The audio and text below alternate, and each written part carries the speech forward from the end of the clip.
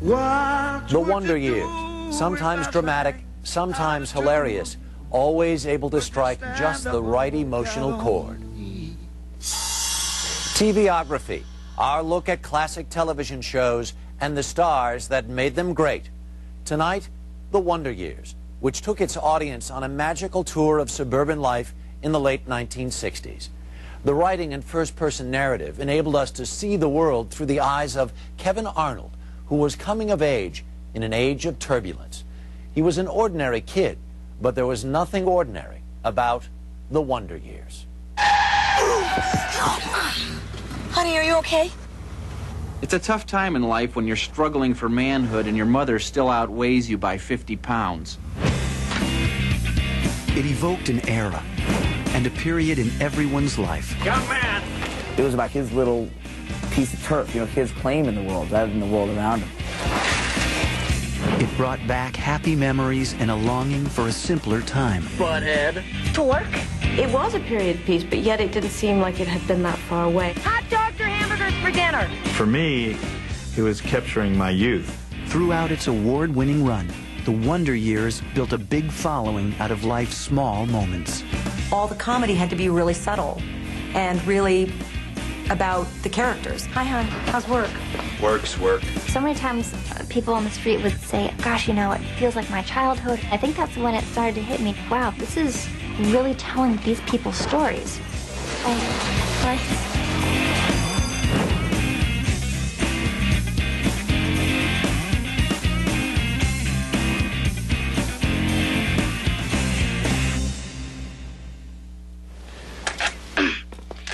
Excuse me.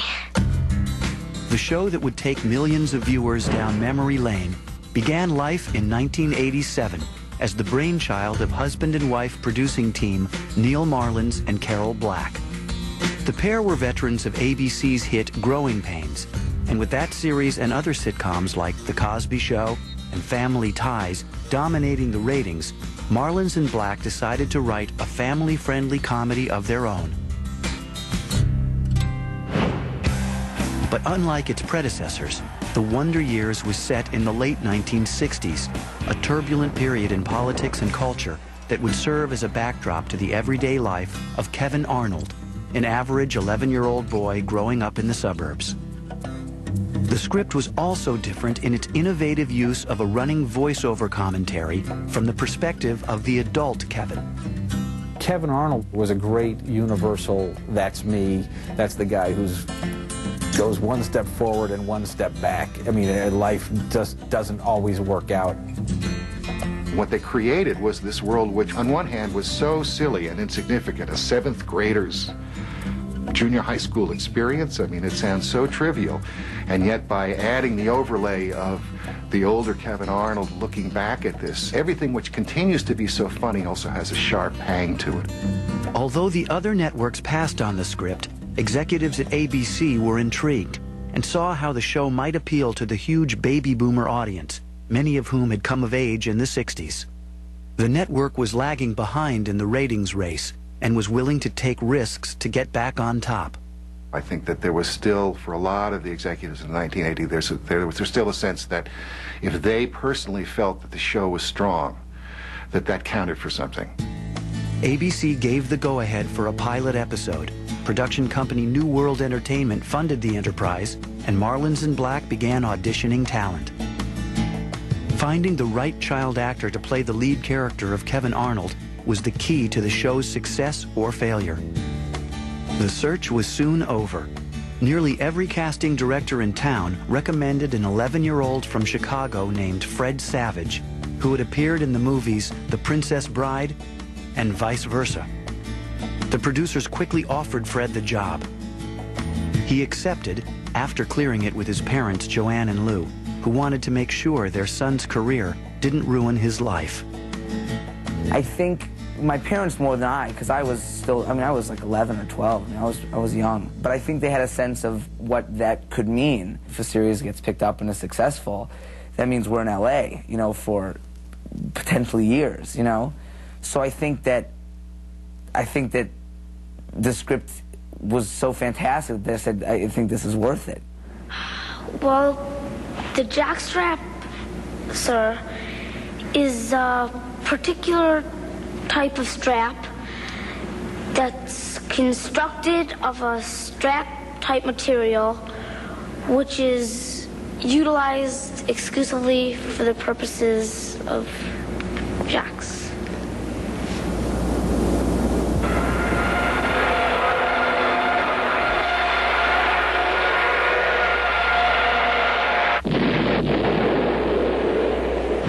Equally important was casting the other Kevin, the voice of the narrator.